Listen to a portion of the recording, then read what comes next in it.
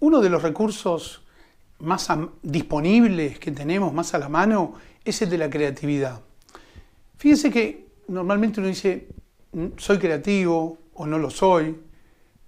Generalmente la gente más ligada al arte se considera creativo, pero hay un tipo de creatividad que es la creatividad de la vida cotidiana que todos podemos desarrollar.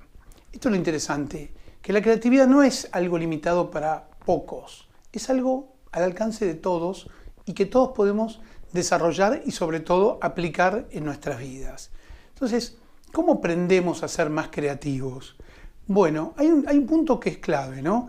Generalmente la creatividad queda inhibida por nuestro pensamiento, por nuestras restricciones, queda inhibido por nuestras censuras, ¿sí? Por ejemplo, los chicos más chiquitos suelen ser mucho más creativos que los adultos en general. ¿Por qué? Porque tienen menos trabas, menos inhibiciones. Entonces nosotros tenemos que, en esto que hablábamos de volver al silencio, muchas veces salirnos un poco de esos límites que nos imponemos o que creemos que los demás de alguna manera nos están imponiendo.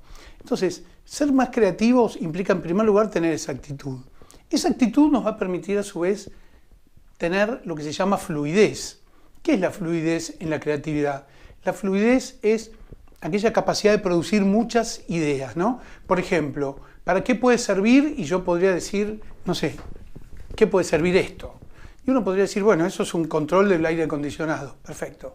¿Qué otro uso podría tener? Y si yo dijera rápidamente, sin repetir y sin soplar, bueno, ahí veríamos la fluidez. Por ejemplo, podríamos decir que esto puede ser algo, para dar un ejemplo en una clase, digamos, de creatividad. O que esto podría ser, ¿qué más podría ser? Podría ser un elemento para castigarme,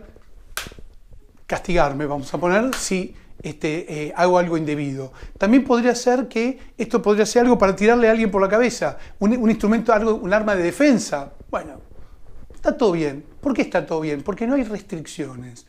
Puedo decir cosas que sean más o menos útiles o más o menos, digamos, novedosas o que tengan mayor o menor sentido.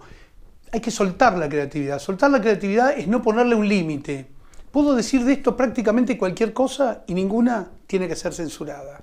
En una primera etapa. Eso se llama fluidez en la creatividad, como una característica de creatividad. Otra es la flexibilidad. ¿Qué es la flexibilidad? Poder ser capaz de utilizar distintas categorías de pensamiento. Por ejemplo, puedo ver 9 puntos, ¿no? Y decir son 9 puntos, o podríamos decir es un cuadrado, o podríamos decir son 2 triángulos superpuestos. Todo eso es fluidez. Pero siempre fíjense que estoy hablando desde un enfoque geométrico, podríamos decir. Entonces, si de pronto salto de categoría y digo, bueno, son 9 virtudes, son los 9 capítulos de cómo ser feliz en 9 días, que vieron que hay libros que proponen esas cosas también, ¿no?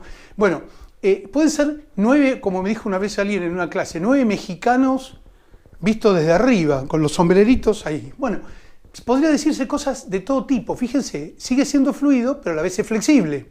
O sea, puedo ver las cosas desde distintos puntos de vista. Lo importante en la fluidez y en la flexibilidad es que no hayan restricciones, no hayan censuras. Eso es algo que todos podemos ejercitar. Hay muchos ejercicios para aprender a hacerlo. Y después, sí, llega el momento de evaluar, de ponderar nuestras ideas. ¿Son útiles o es una idea brillante pero no sirve para nada? ¿Son practicables o estoy esperando siempre, digamos, cosas que son imposibles? Entonces, generar muchas ideas primero y de distinto tipo, y después sí evaluarlas por la utilidad, por la factibilidad. Y un factor adicional puede ser la originalidad. No es el más importante, pero suma. ¿Por qué suma? Porque hace las cosas más atractivas. Y cuando son más atractivas, son más motivadoras. Entonces, estos recursos se pueden aprender. Uno puede practicar y ser más creativo. ¿Y para qué ser más creativo? Para solucionar pequeños problemas de la vida cotidiana, para cambiar nuestros puntos de vista. Siempre decíamos, bueno, queremos cambiar el punto de vista, pero ¿cómo lo podríamos ver? Y para eso tenemos que desafiar nuestras lógicas comunes. Cambiar es de alguna manera ser creativos. Ser creativos es modificar el punto de vista. Ser creativos es poner las mismas cosas de un modo diferente. Todo eso se puede entrenar.